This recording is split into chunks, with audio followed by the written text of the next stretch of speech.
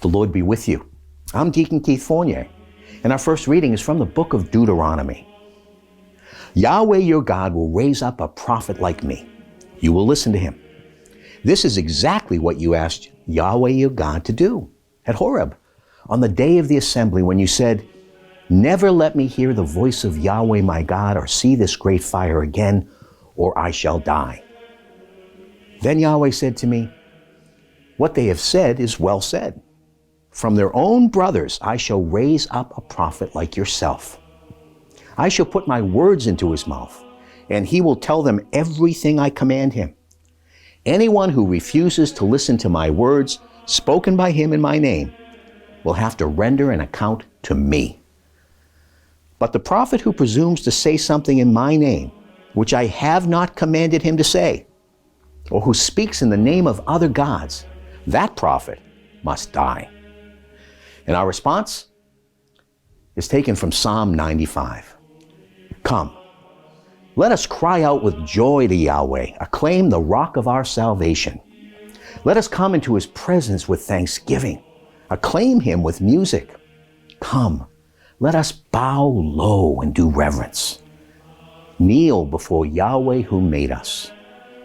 For he is our God, and we the people of his sheepfold, the flock of his hand. If only you would listen to him today.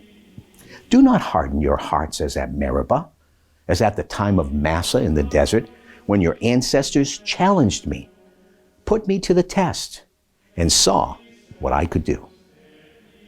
And our second reading is from the first letter of the Apostle Paul to the Corinthians. I should like you to have your minds free from all worry. The unmarried man gives his mind to the Lord's affairs and to how he can please the Lord. But the man who is married gives his mind to the affairs of this world and to how he can please his wife, and he is divided in mind. So too, the unmarried woman and the virgin gives her mind to the Lord's affairs and to being holy in body and spirit. But the married woman gives her mind to the affairs of this world and to how she can please her husband. Now I am saying this only to help you, not to put a bridle on you, but so that everything is as it should be, and you are able to give your undivided attention to the Lord. And a reading from the Holy Gospel according to St. Mark. They went as far as Capernaum, and at once on the Sabbath, Jesus went into the synagogue and began to teach. And his teaching made a deep impression on them because, unlike the scribes, he taught them with authority. And at once in their synagogue there was a man with an unclean spirit. And he shouted, "What do you want with us, Jesus of Nazareth? Have you come to destroy us? I know who you are, the Holy One of God." But Jesus rebuked it, saying, "Be quiet. Come out of him." And the unclean spirit threw the man into convulsions, and with a loud cry went out of him. The people were so astonished that they started asking one another what it all meant, saying, "Here is a teaching that is new, and with authority behind it.